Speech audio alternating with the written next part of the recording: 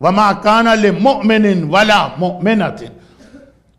جب یہ بیعت ہو رہی، پیغمبر نے کہا کہ یہ خالی ولایت علی خالی مردوں کے لیے نہیں ہے، عورتوں کے لیے بھی ہے، تو مرد بھی بیعت کریں گے اور 1 بائی 1 ہر عورت بھی آ کر علی کے ہاتھ پر بیعت کرے گی. خاص علی کو خیمے میں بٹھایا، ایک ایک کر کے ساری عورتوں کو بلایا جا رہا. یہ سب حج سے واپس آ رہے ہیں. حج میں انسان یوزولی اپنی فیملی کے ساتھ جاتا.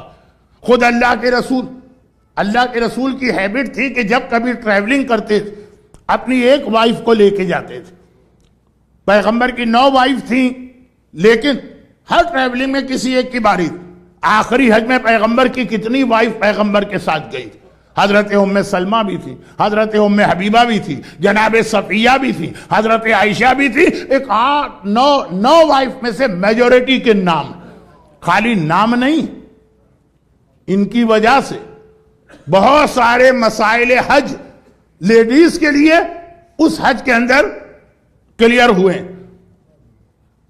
پیغمبر کی ایک وائف اور حج کے درمیان جو عورتوں کو نجاست ہوتی ہے، نجاست آ گئی، وہ پریشان.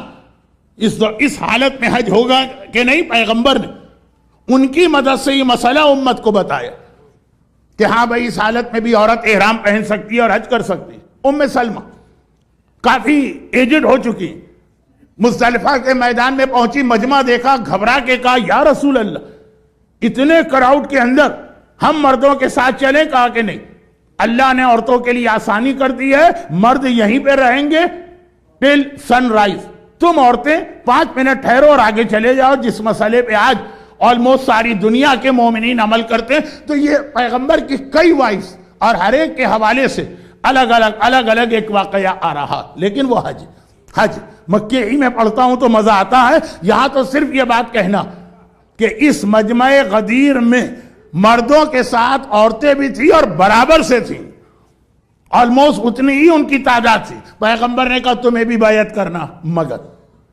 مگر اب جو بیعت علی کی عورتوں نے کی ہے، وہاں سے ہمارے سامنے یہ آ گیا کہ عورت کا حجاب اور عورت کی حیا کتنی اہم ہے. غدیر کا اعلان، ہر ایک سے ہاتھ پہ ہاتھ رکھ کے بیعت کروائی جا رہی، لیکن نامحرم سے اسکن ٹو اسکن کانٹیکٹ حرام ہے. یہ ہر ایک کو آج معلوم، جو عمل کریں جو عمل نہ کریں سب کو معلوم ہے یہ مسئلہ. پیغمبر نے طریقہ بدل دیا. بیعت ہوگی، بیعت نہیں بدلی جائے گی. ولایت کے اعلان میں کمی نہیں ہوگی، لیکن ولایت کا اعلان شریعت کی لیمٹس کے اندر رہ کر کیا جائے گا. ادھر نماز کی بات تھی، ادھر حجاب کی بات آئی. اب بعض علماء نے لکھا، بلکہ میجورٹی آف علماء نے لکھا کہ پیغمبر نے پانی کا ایک برتن منگایا، ایک طرف علی نے اس برتن میں ہاتھ ڈالا، دوسری جانب جو بیعت کرنے والی خاتون آ رہی اور یہ کہہ رہی ہیں کہ اصبحت مولایا، آج سے آپ میرے مولا ہو گئے. اس پانی میں دوسری جانب وہ خاتون اپنا ہاتھ رکھ رہی ہیں. یہ علی کی بیعت. علی کون؟ علی وہ ہیں کہ پیغمبر نے ڈکلیئر کیا ہے کہ علی اس امت کے باپ ہیں. خاص پیغمبر نے کہا میں اور علی اس امت کے باپ ہیں، اور میرے مولا نے اپنی شہادت والی رات 21 آف رمضان، 19 نہیں، ضربت والی رات نہیں، 21 آف رمضان، اسبق ابن نباتہ سے ایک جملہ کہا تھا. اب ٹائم نہیں ہے کہ میں ڈیٹیل روایت پڑھوں، اس لیے جلدی اس کا خلاصہ کیا ہے. اسبق قرآن اور حدیث میں جہاں جہاں والدین کی بات کی گئی، کل رات کی مجلس کا آخر کیا تھا؟ والدین کا ایک حق ہوتا ہے مرنے کے بعد بھی، والدین. تو مولا نے کہا کہ جہاں جہاں والدین کی بات ہوئی اس میں سب سے پہلے ہم لوگ آ رہے ہیں. یعنی یہ جو کہا گیا کہ حق والدین کے لیے جنت حرام ہے، اس میں ہم شامل ہیں. جو ہم سے حق ہو جائے، جو ہمارا حق ادا نہ کرے، وہ اس میں آتا ہے. تمہارے اپنے والدین بعد میں آتے ہیں، پہلے رسول اور امام اس میں آتے ہیں. بات یہ ہو رہی تھی کہ علی اس امت کے ڈکلیئرڈ باپ ہیں، جسے رسول نے کہا میں اور علی اس امت کا باپ. مگر باپ ہیں، مسئلہ حجاب، محرم و نامحرم وہ اپنی جگہ پر. علی کے ہاتھ پر ہاتھ رکھ کر یہ عورت بیعت نہیں کر سکتی ہے. علی اس کے باپ بھی ہیں، علی اس کے امام بھی ہیں. علی اس کے مولا بھی ہیں، لیکن شریعت اپنی جگہ، جو حکم خدا ہے ظاہری اعتبار سے جائز نہیں ہے۔ اتنی احتیاط علی کے بارے میں کرائی جا رہی ہے۔ یہاں ہمارے یہاں ہر عورت کو بہن بنایا، ہر مرد کو بھائی بنایا، بہن بھائی بن گئے، اب ہنسی مذاق ٹھٹے امام باڑے میں پھر بھی ذرا مینٹین کرتے ہیں لوگ رسپیکٹ امام باڑے کی۔ برتھ ڈے میں دیکھیے، شادیوں میں دیکھیے، گھروں کی تقریبات میں دیکھیے، بھئی وہ تو ہمارا بھائی، وہ تو ہمارا باپ، وہ تو ہماری بہن جیسی، ارے وہ تو ہماری ماں جیسی۔ کراچی کے مومنین سے پوچھئے کتنی مشکل سے یہ رسم ختم کرائی تھی کہ عید کے دن جائیں گے ایک دوسرے سے ملنے بزرگوں سے، یا ہاتھ ملانا ہے یا ان کا ہاتھ اپنے سر پہ رکھوانا۔ وہ چاچی ہیں ہماری، ارے تمہاری چاچی ہو کہ تمہارے باپ کی چاچی ہو، چاچی نامحرم ہوتی ہے، وہ اپنا ہاتھ تمہارے سر پہ نہیں رکھ سکتی۔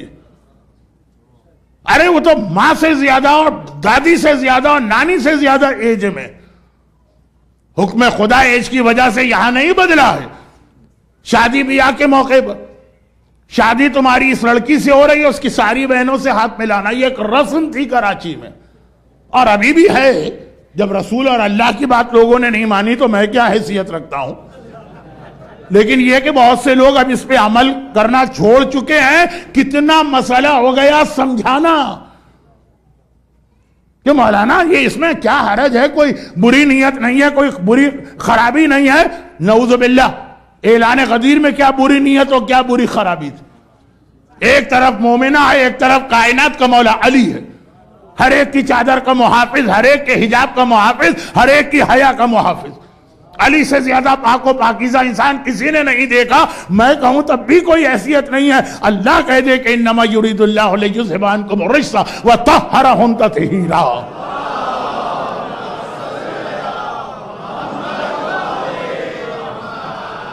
دیکھیے، ایک چیز ہوتی ہے کہنا اور ایک چیز ہوتی ہے کرنا۔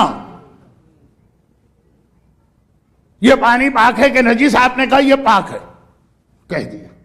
اور ایک یہ کہ نہیں، آپ نے نہیں پوچھا، آپ نے دیکھا ایک مرجی آئے، انہوں نے پانی اٹھایا، پینے لگے، یا ایک متقی انسان آ گیا۔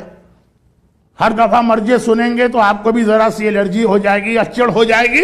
ایک متقی انسان پانی پی لی، یا گھر کا مالک آیا، اس نے پانی پی لی، آپ نے کہا یہ پانی پی رہا، اس کا مقصد یہ کہ یہ پاک پانی ہوگا۔ یہ بھی شریعت کا ایک مسئلہ ہے کہ قول زبان سے کہہ دے پاک ہے، عمل ایسی جگہ وہ استعمال کرے اس چیز کو، جیسے کھانے پینے میں۔ یہاں علی کی طہارت وہ طہارت ہے کہ اللہ نے کہا ہر طرح سے اسے مکمل کرنا۔ اللہ نے کلام کے ذریعے بھی کہا آیت تطہیر، عمل کے ذریعے بھی کہا کہ عام مسجد کو نجس کرنا حرام ہے۔ خانہ خدا کی اہمیت تو بہت زیادہ ہے۔ علی کی ولادت کعبے میں کر کے بتا دی کہ دیکھو اس سے زیادہ پاک و پاکیزہ اس کائنات میں کوئی نہیں ہے کہ میں اپنے گھر میں اس کی ولادت کا انتظام کر رہا ہوں۔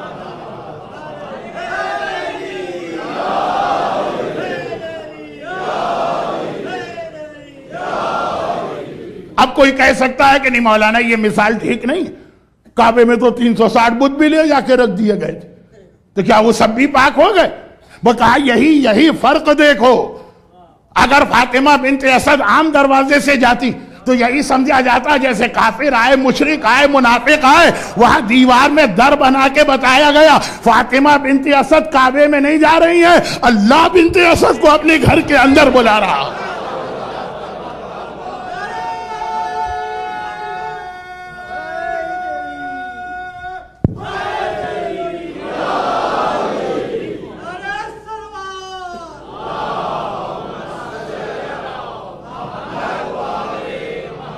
لفظ طہارت چھوٹا پڑ جاتا ہے جب علی کی پاکیزگی کی بات کی جاتی ہے، لیکن شریعت اپنی جگہ، حکم حجاب اپنی جگہ۔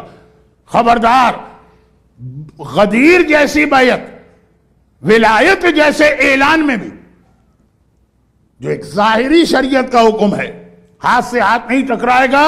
اس پانی کے برتن کے ایک سائڈ پہ علی کا ہاتھ ہے، دوسری سائڈ پر اس مومنہ کا ہاتھ ہے جو اصبحت تو مولایا کا اقرار کر رہی۔ برحمتک یا ارحم الراحمین وصلی اللہ علی محمد وآلہ الطاہرین۔